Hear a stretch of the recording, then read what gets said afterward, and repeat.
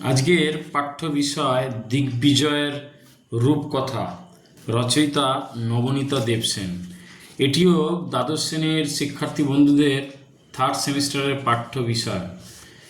এই কবিতাটিরও আজকে লাইন ধরে ধরে ব্যাখ্যা করব, মর্মার্থ বুঝিয়ে দেব, কবি পরিচিতি আলোচনা করব।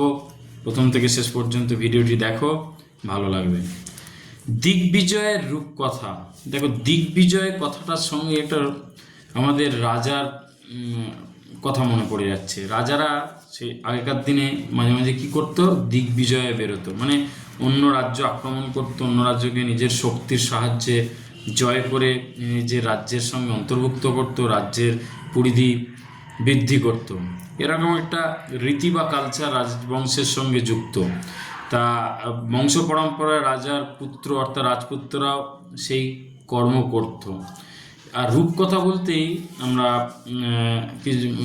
ছোটোবেলায় ঠাকুমা দিদিমার মুখে শুনে থাকা পক্ষীরাজ ঘোড়ার কথা শুনেছি, তারপরে ব্যঙ্গমা ব্যঙ্গমীর কথা শুনেছি। সেই ধরনের রূপকথার পরিচয় যেন কিছুটা পাচ্ছি এই নামকরণের মধ্যে দিয়ে। নবনীতা দেবসেন আধুনিক যুগের অন্যতম একজন সাহিত্যিক বলা যেতে পারে। তিনি প্রবন্ধ লিখেছেন, অনেক গল্প গ্রন্থ লিখেছেন, কাব্যগ্রন্থ লিখেছেন। তিনি 1938 সালে কলকাতায় জন্মগ্রহণ করেন। 2019-এ কলকাতাতেই তার পরলোক গমন হয়, অর্থাৎ তিনি পরলোক গমন করেন। তার বিখ্যাত গ্রন্থগুলোর মধ্যে হচ্ছে নটি নবনীতা, খগেনবাবুর পৃথিবী, গল্পগুজব, সমুদ্রের সন্ন্যাসিনী। এগুলো মূলত আমাদের দিগ্বিজয়ের রূপকথা। এই কবিতাটা কোথা থেকে নেওয়া হয়েছে সেটা আমাদের মনে রাখতে হবে। 1989-এ প্রথম প্রকাশিত হয় নবনীতা দেবসেনের শ্রেষ্ঠ কবিতা। এই কাব্যগ্রন্থটা থেকেই কিন্তু দিগ্বিজয়ের রূপকথা এই কবিতাটা নেওয়া হয়েছে। তাহলে এখানে দেখো, দিগ্বিজয়ের রূপকথা আমি প্রথমেই বললাম, নামকরণের মধ্যে দিয়েই রূপকথার কথা বলছে। দিগ্বিজয় কেউ বেরোচ্ছে, তার জন্য একটা আভাস দিচ্ছে, পাঠক কম বেশি মনের মধ্যেই চিত্র তৈরি করছে। চলো লাইন টু লাইন পড়ি, তাহলে বিষয়টি আরও ক্লিয়ার হবে। রক্তে আমি রাজপুত্র, হলেনি বা দুঃখী জননী, দিগ্বিজয় যেতে হবে, দুয়োরালিন দিলেন সাজিয়ে। কবচ কুণ্ডল নেই, ধনুক তুনির শিরস্ত্রাণ কিছুই ছিল না, শুধু আশীর্বাদী দুটি সরঞ্জাম। কি বলছে? রাজার ছেলে আমি, আমি রাজপুত্র, কিন্তু দুঃখিনী মায়ের সন্তান, দুয়োরানী। দুঃখিনী মা বলতে রাজার বড় রানী।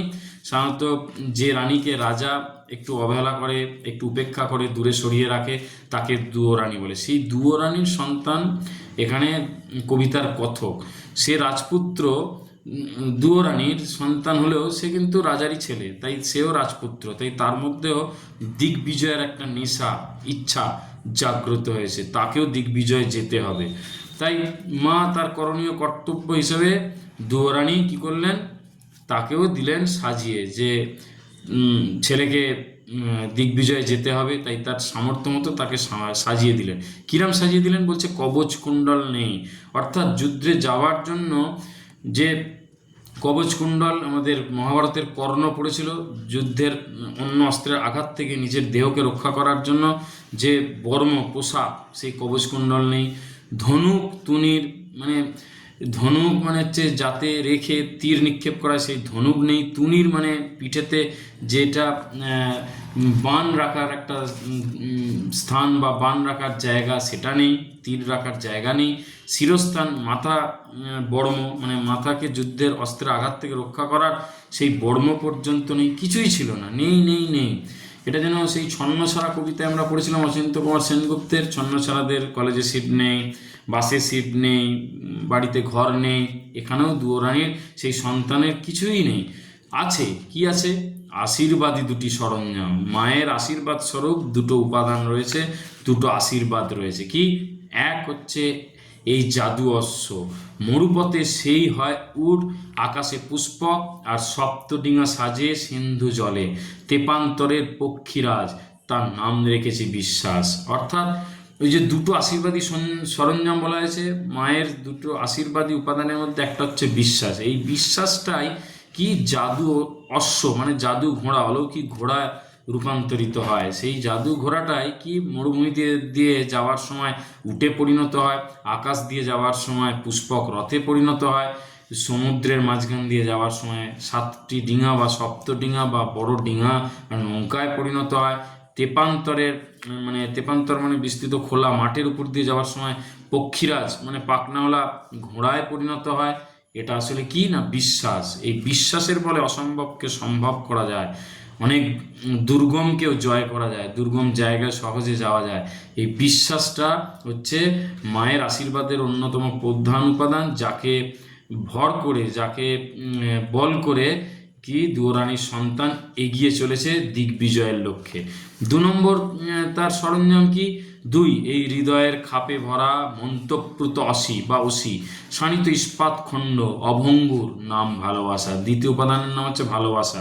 যে ভালোবাসার মন্ত্রে কি হৃদয়ের মধ্যে সে অসি বা তলোয়ার তৈরি করেছে, যে তলোয়ারটা ইস্পাতের মতোই অভঙ্গুর, আসলে সে ভাঙবে না। আসলে ভালোবাসাটা কি এখানে মজবুত তলোয়ারের সঙ্গে তুলনা করা হচ্ছে, মন্তপ্রুত হৃদয়ের তলোয়ারের সঙ্গে তুলনা করা হচ্ছে, যা কোনো অবস্থাতেই ভেঙে যাবে না, শেষ হয়ে যাবে না, চিরস্থায়ী। এই বিশ্বাস এবং ভালোবাসা, এই দুটো উপাদানের উপর ভিত্তি করে দিগ্বিজয়ে চলেছে কে? দুয়োরানির সন্তান, যার কিছু নেই।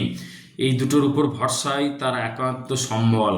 নিশ্চিত পৌঁছবো সেই তৃষ্ণাহর খরজুরের দ্বীপে, কিন্তু তার মধ্যে সেই বিশ্বাস আছে যে সে তার কাম্য লক্ষ্য অর্থাৎ দিগ্বিজয়ে সফল হবেই। সে তৃষ্ণা হরণকারী, যেখানে কোনো তৃষ্ণা মিটে যাবে, চাহিদা পূরণ হবে, এরকম খরজুর কথার অর্থ হচ্ছে খেজুর, খেজুরের দ্বীপে। খেজুরের দ্বীপের প্রসঙ্গ কেন হলো? এখানে মরুভূমির কথা বলা হয়েছে। মরুভূমিতে গাছ যেখানে হয় সেটা হচ্ছে মরুদ্যান। মরুভূমিতে যাওয়ার সময় পথিকের কাম্য লক্ষ্য থেকে মরুদ্যানে পৌঁছানো, সেরকমই এখানে দিগ্বিজয়ের সন্ধানে বেরোনো। রাজপুত্রর লক্ষ্য হচ্ছে কোথায়? মরুভূমির পথ পেরিয়ে খেজুরের দ্বীপ অর্থাৎ মরুদ্যানে পৌঁছে যাওয়া, যেখানে সামান্য সবুজের আভা দেখা যায়, সবুজের প্রতীক খেজুর গাছ জন্মেছে। এই হচ্ছে কবিতার মূল সারাংশ। এটা যদি প্রথম থেকে শেষ পর্যন্ত ভালো করে শোনো, আশা করি উপকৃত হবেই। ধন্যবাদ।